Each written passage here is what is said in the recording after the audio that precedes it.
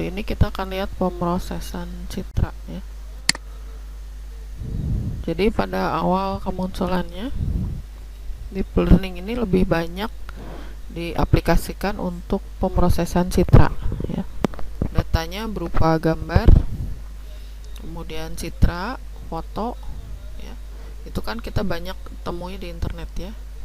Kemudian banyak media sosial sekarang seperti WhatsApp segala ya, Facebook, itu kan banyak foto-foto yang beredar ya, sehingga data foto atau gambar itu banyak sekali yang bisa kita pakai.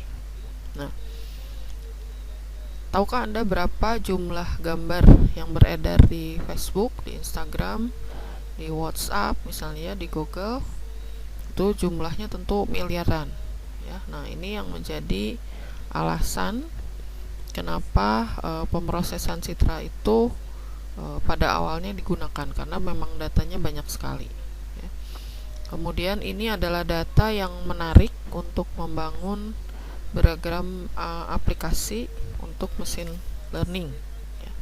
Karena datanya banyak, kita bisa coba-coba lebih luas gitu ya. Nah, yang banyak kita temui itu awalnya untuk deteksi wajah ya. Deteksi wajah ini tujuannya untuk menentukan apakah ada wajah manusia dalam suatu citra yang diberikan ya. Nah, jika ada satu atau lebih wajah manusia, nah di mana saja lokasi yang ada wajah manusianya, itu kan biasanya kita beri kotak pembatas ya. Di handphone kita juga sekarang itu sudah ada aplikasi waktu memfoto itu wajahnya yang mana saja gitu ya, itu diberi kotak biasanya. Nah, masalah ini terlihatnya simpel ya, tapi banyak tantangannya ya. Yaitu apa? Yaitu variasi pose ya. Jadi wajahnya ketika menghadap tampak depan atau tampak samping ya, atau dari atas, dari bawah, itu ternyata berbeda gitu ya fitur-fiturnya. Kemudian ada lagi tantangan tentang oklusi fitur. Jadi akibat misalnya ada jenggot, ada kacamata ya, ada topi, atau ada masker misalnya sekarang itu. Nah, itu ternyata menjadi kendala tersendiri ya. Kemudian ekspresi wajah itu juga ternyata mempengaruhi waktu kita mengidentifikasi orang, apakah dia misalnya sedang marah, sedang sedih, sedang ketawa misalnya, itu ternyata mempengaruhi fitur ekstrasinya. Kemudian kondisi penginderaan, jadi kamera itu kita tahu kualitasnya berbeda-beda ya. Kemudian kondisi pencahayaan juga ternyata pengaruh waktu menggunakan aplikasi untuk deteksi wajah gitu. Jadi banyak sekali faktor-faktor yang mempengaruhi ya. Nah, ini contohnya misalnya kalau kita menggunakan program untuk mendeteksi wajah, ini kita beri kotak untuk mengetahui bahwa wajah itu yang ditemukan. Nah, kita tahu di sini ada beberapa wajah yang tidak diberi kotak, berarti dia tidak terdeteksi sebagai wajah gitu ya. Tapi kalau yang dideteksi sebagai wajah itu diberi kotak. Nah, kenapa bisa ada yang tidak terdeteksi? Kita lihat mungkin ini ada kacamata misalnya ya. Kemudian ada juga misalnya tertutup oleh poni misalnya di sini. Ya, ada juga yang tertutup oleh orang di depannya gitu ya. Tertutup kacamata. Nah, itu ternyata tidak dianggap wajah gitu. Jadi banyak penelitian yang mendeteksi wajah itu untuk mengatasi hal-hal seperti ini misalnya ya. Nah, ini adalah program Python yang bisa kita gunakan untuk mendeteksi wajah seperti tadi ya, mencari menggunakan wajah, kemudian kita beri kotak gitu ya. Nanti Anda bisa searching di internet, itu banyak contoh-contoh program untuk mendeteksi wajah ya. Nah, deteksi wajah ini dapat kita selesaikan dengan yang pertama itu berbasis pengetahuan. Jadi menggunakan himpunan aturan yang mengkodekan pengetahuan tentang wajah manusia. Ya, jadi kita memberi pelatihan untuk program kita untuk mendeteksi wajah tadi. Ya. Kemudian berbasis fitur invarian. Ya. Jadi mencari fitur-fitur wajah yang bersifat invarian atau tetap meskipun sudut dan posisinya berbeda-beda. Ya. Jadi di sini variasi pose ya itu kita atasi dengan memberikan atau mencari fitur-fitur wajah yang bersifat invarian. Kemudian yang ketiga ini berbasis template matching ya, yang membandingkan citra masukan dengan pola-pola wajah atau fitur yang telah disiapkan ya, dan disimpan dalam sebuah basis data. Oke, kita balik lagi ke sini. Jadi untuk mendeteksi wajah misalnya yang keempat itu berbasis penampilan ya, yang mirip dengan template matching, namun basis data polanya dipelajari dari himpunan citra latih secara otomatis. Jadi si program kita itu diberi masukan dulu ya, beberapa jenis wajah, foto-foto wajah, kemudian dia nanti mempelajari foto-foto tadi gitu ya. Nah, kemudian teknik yang paling populer itu adalah berbasis penampilan. Jadi pendekatan ini menggunakan teknik analisis statistik dan machine learning untuk menemukan karakteristik wajah ya. Dengan teknik machine learning, sesuatu citra atau vektor fitur itu dipandang sebagai variabel acak ya, dengan sejumlah probabilitas apakah termasuk area wajah atau bukan gitu. Nah, metode lain yang dengan mendefinisikan suatu fungsi diskriminan antara kelas wajah dan bukan wajah. Jadi si program kita itu nanti diberi masukan kumpulan citra wajah dan kumpulan misalnya citra yang bukan wajah. Jadi nanti dia bisa membedakan gitu ya. Nah, deteksi wajah ini nanti ada beberapa metode ya untuk menggunakan teknik machine learning.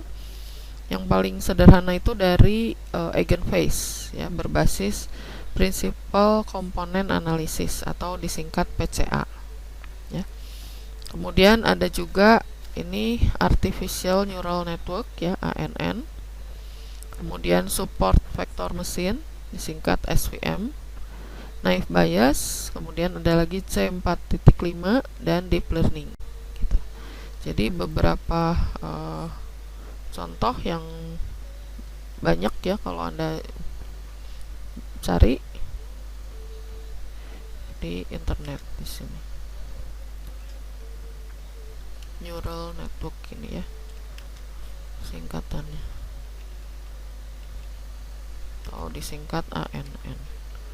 Kalau SVM itu support vector machine ya, support KP nya 2 ya, support vector machine atau disingkat SVM. Nah, Naive Bayes juga nanti banyak ininya ya, apa ada KNN dan sebagainya. Nah, kemudian ini contoh deteksi wajah. Metode yang memberi performansi terbaik saat ini itu adalah Improve Faster Region Based Deep Convolution Neural Network atau disingkat RCNN ya. Nah, ini dipublikasikan oleh Su Dong-Soo tahun 2018. Jadi variasi pose itu tidak mempengaruhi deteksi wajah. Jadi kalaupun tampak posenya agak miring dari samping gitu ya, ini agak miring juga atau dari depan, itu tidak mempengaruhi pengidentifikasian gitu, wajahnya tetap terdeteksi gitu ya. Nah, kemudian ada juga klasifikasi gender dan usia ya. Nah, klasifikasi ini itu banyak tantangannya. Jadi untuk membedakan ini pria atau wanita misalnya, terus usianya berapa gitu ya, itu masih menjadi penelitian pada saat ini. Nah, permasalahan utamanya itu adalah bagaimana si ekstraksi fitur yang berkaitan dengan gender dan usia dari citra wajah. Nah, salah satunya misalnya dengan menghitung jarak dari fitur-fitur wajah ya, seperti mata misalnya ukurannya berapa misalnya ya, hidung, mulut, kemudian jarak antar mata misalnya, jarak dahi dan sebagainya. Nah, ini kemudian hasilnya itu dihitung, dikalkulasi dan diklasifikasi menjadi beberapa kelas usia gitu. Nah, itu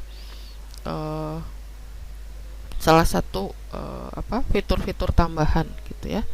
Nah, permasalahannya itu kita sulit menghitung jarak fitur wajah secara akurat ya. Kenapa? Karena kalaupun pengambilan fotonya itu misalnya dari jarak 1 meter, dari jarak 10 meter, itu ternyata beda ukurannya kan. Nah, kemudian kadang-kadang foto itu kan tidak memberi info bahwa foto ini diambil pada jarak berapa gitu ya. Tapi kita hanya tahu foto yang sudah ada gitu, tapi tidak jelas metadatanya itu ya. Nah, kemudian yang sulit lagi adalah sulit diimplementasi pada citra wajah yang natural ya. Gitu.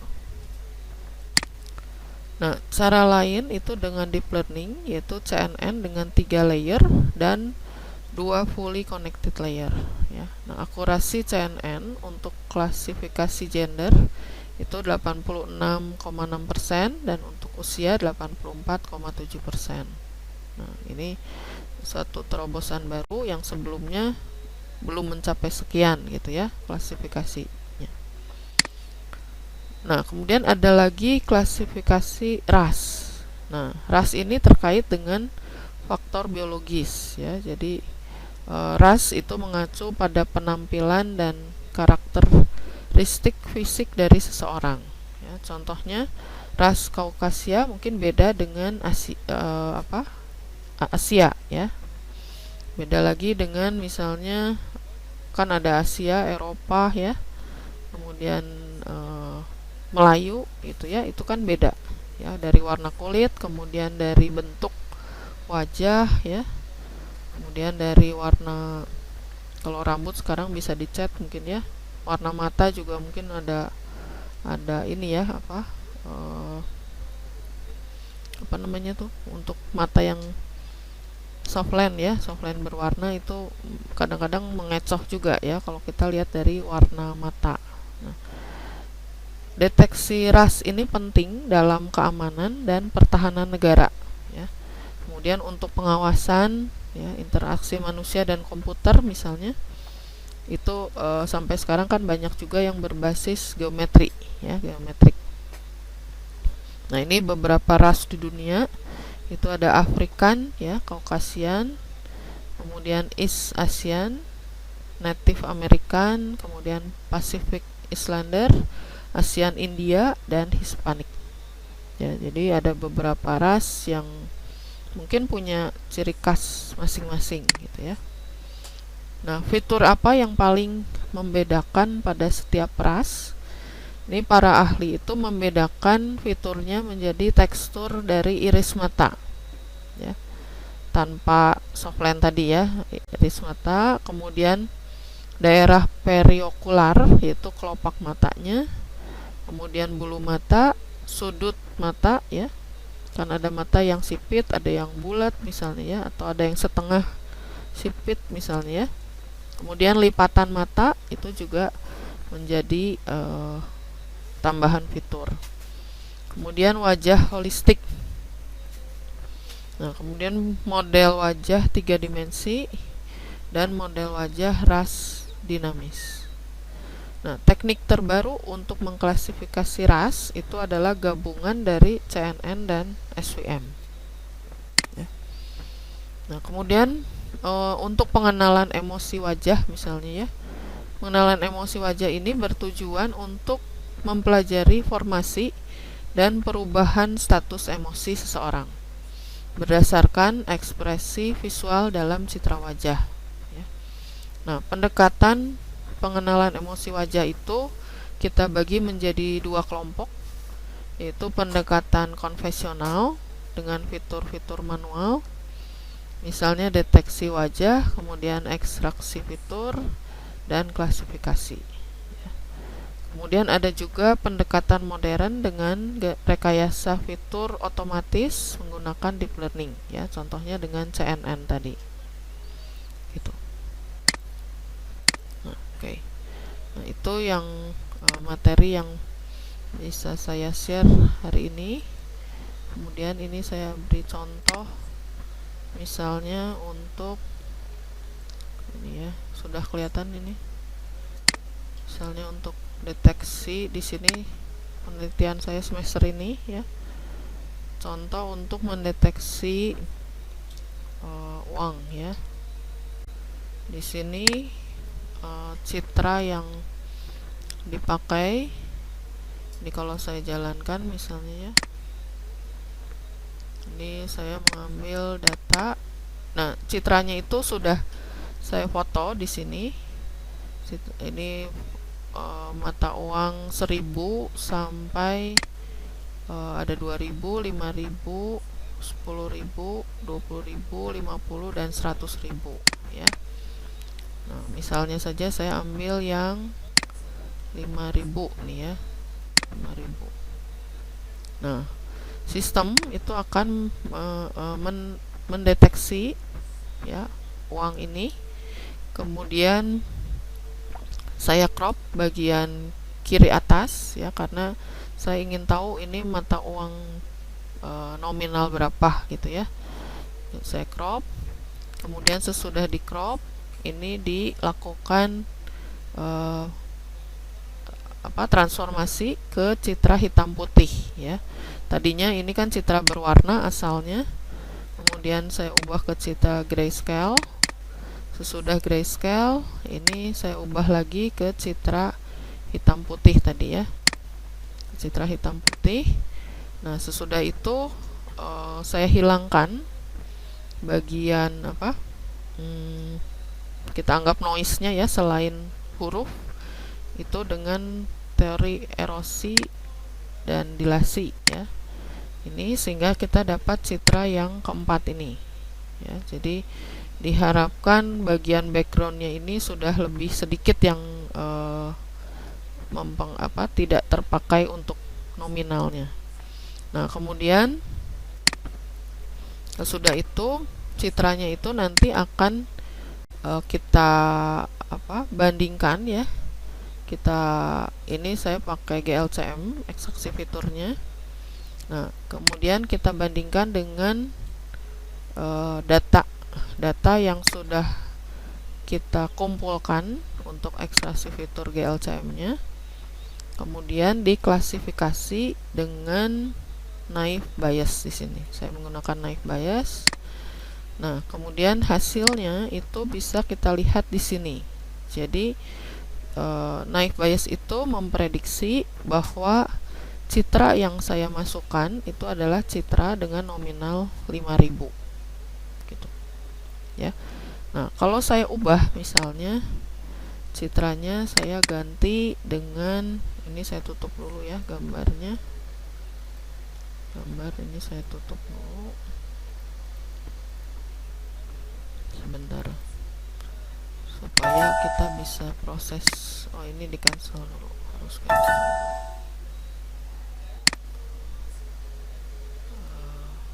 Sebentar, ini saya tutup dulu.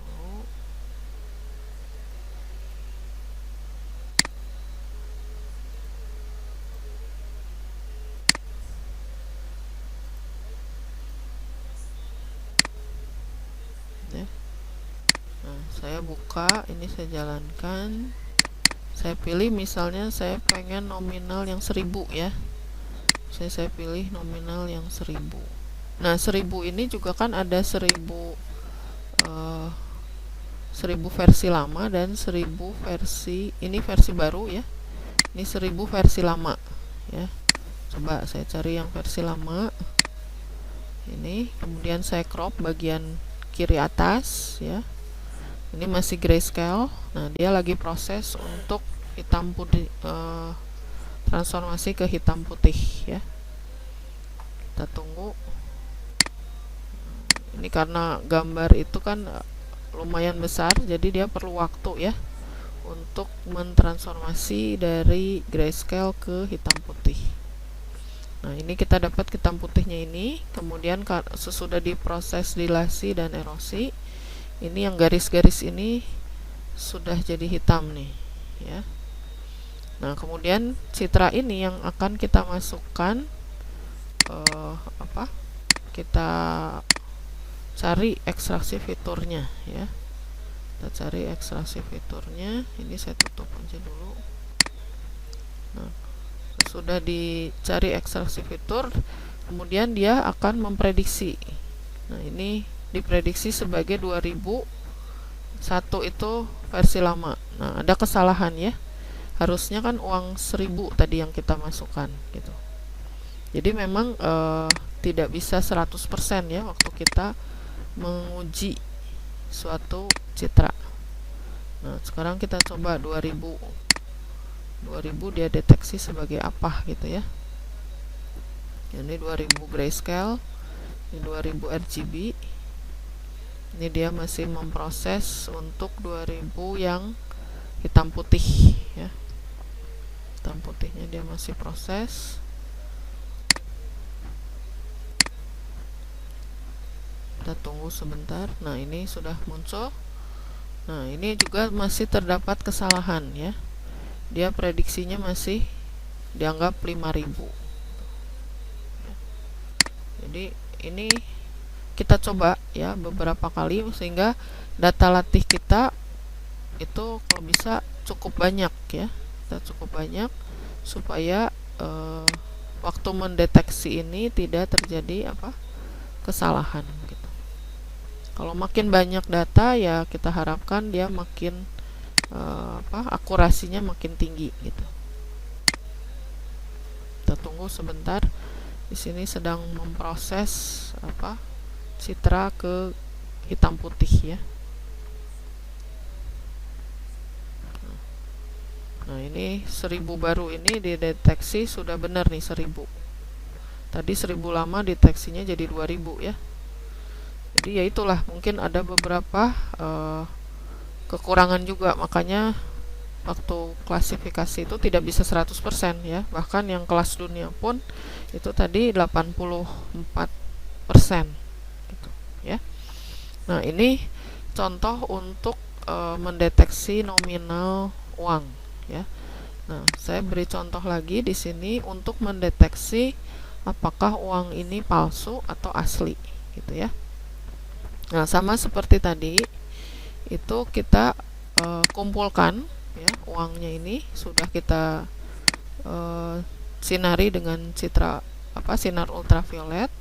Kemudian kita pisahkan ya antara ini citra asli ya, ultraviolet citra asli dan ultraviolet citra palsu misalnya ya. Nah ini contohnya mata uang 2000 ya, ultraviolet. Ini kita ambil, kemudian kita ambil bagian benangnya di sini ya, yang ada benang garisnya. Nah ini ternyata dideteksi sebagai palsu nih. Kita hanya menghitung nilai rata-rata red, green, dan blue. Di sini saya pakai fiturnya ya. Nah kita coba untuk mata uang yang misalnya yang asli di sini ya. Ini saya pakai kode A nih, asli. Nah kode asli itu kalau lihat ultraviolet warna-warni begini ya, beda dengan yang palsu tadi itu warnanya biru semua. Nah ini saya ambil benang merah dan ini ya, ternyata ini mempengaruhi nanti ya untuk mendeteksi apakah citra ini asli atau palsu. Nah, ini dideteksi sebagai asli gitu. Ya, jadi nanti Anda bisa coba-coba program mau pakai citra wajah silakan ya. Citra apapun sebetulnya bisa kita klasifikasikan gitu. Ini penelitian